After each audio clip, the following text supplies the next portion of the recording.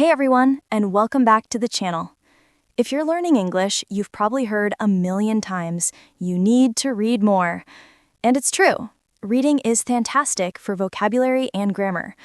But have you ever felt like you're just reading words? You finish a page or even a whole chapter and realize you haven't really absorbed anything. If that sounds familiar, then today's video is for you. We're not just talking about reading, we're talking about developing a reading mindset.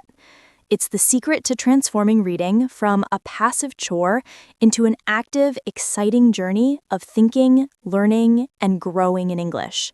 So grab a cup of tea, get comfortable, and let's unlock the true power of reading together. First things first, let's redefine what reading means for you as a language learner. It's not a test. You don't have to understand every single word to be a successful reader. Let go of that pressure. Instead, think of it like exploring a new city. You wouldn't try to memorize the name of every single street and building on your first day, right?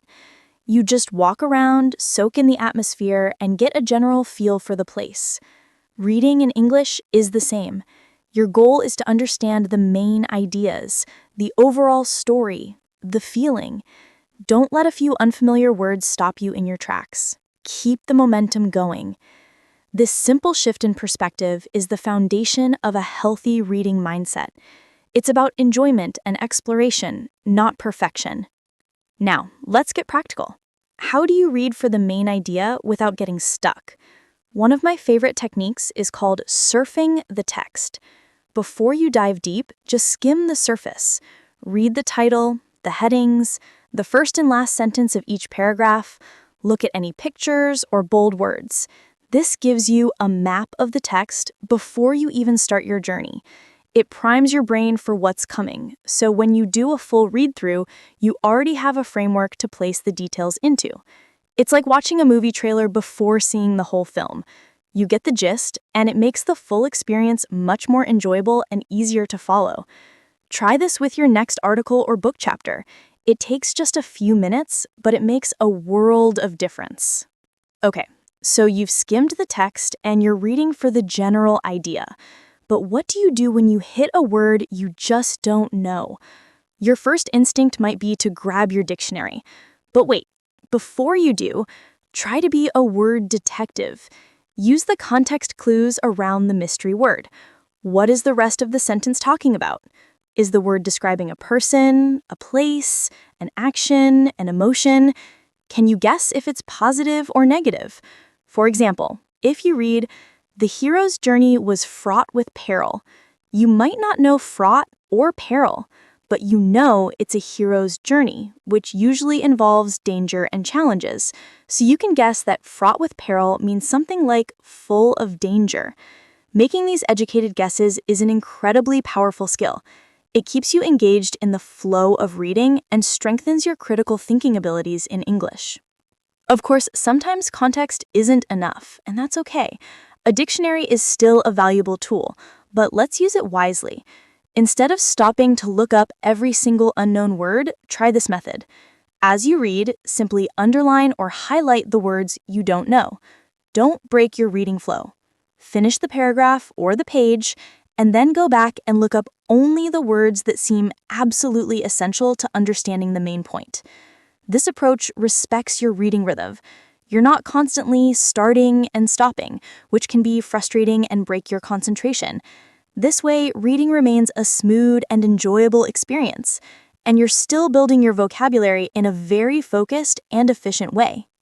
Now, for the most important part of the reading mindset, making it active. Passive reading is when the words just flow past your eyes. Active reading is when you have a conversation with the text. So how do you do that? Ask questions. As you read, ask yourself, what is the author trying to say here? Do I agree or disagree with this idea? How does this connect to something I already know? What do I think will happen next? You can even jot down these thoughts in a notebook or in the margins of the book. This simple act of questioning turns you from a spectator into a participant. It forces your brain to engage, to analyze, and to connect with the material on a much deeper level. This is where the real learning and growth happen. Let's build on that idea of active engagement. Another fantastic technique is to summarize what you've just read.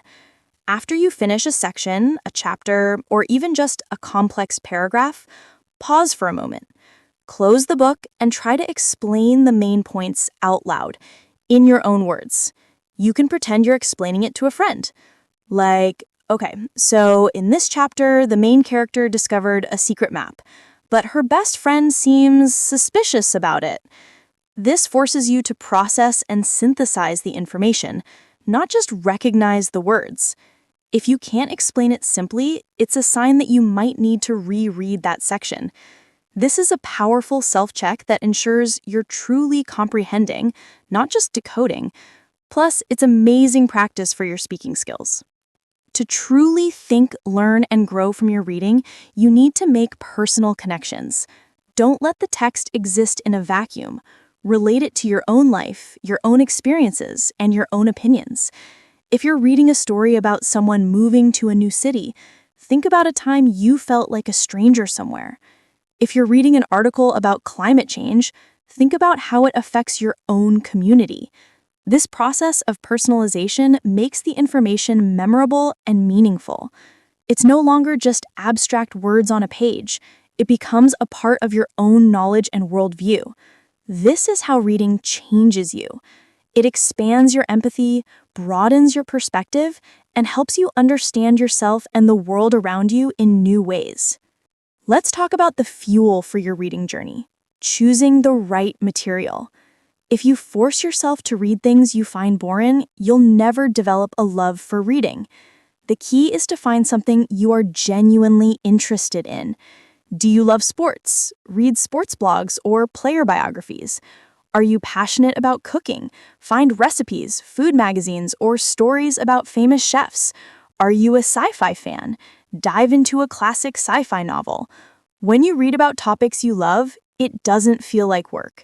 You're naturally motivated to understand because you care about the subject. Don't worry about whether it's serious literature or not. Any reading is good reading. The goal is to build a consistent, enjoyable habit. Finally, remember that developing a reading mindset is a marathon, not a sprint. It takes time and consistent practice. Don't be discouraged if it feels difficult at first. Start small. Aim to read for just 5 or 10 minutes every day. Consistency is far more important than intensity. Celebrate your small victories. Feel proud of yourself for finishing a page, a chapter, or an article. Over time, those small daily sessions will build powerful momentum. Your reading speed will increase, your comprehension will deepen, and your vocabulary will expand without you even realizing it. Most importantly, you will have built a lifelong habit that will not only skyrocket your English skills, but also enrich your entire life with new ideas, stories, and perspectives. Reading is a superpower, and with the right mindset, it's a power you can absolutely master. Thank you so much for spending this time with me today. I hope these tips help you transform your relationship with reading and unlock your full potential in English. What are you reading right now? Let me know in the comments below. And if you found this video helpful, please give it a thumbs up and consider subscribing for more tips on learning and growing with English. Happy reading, and I'll see you in the next video.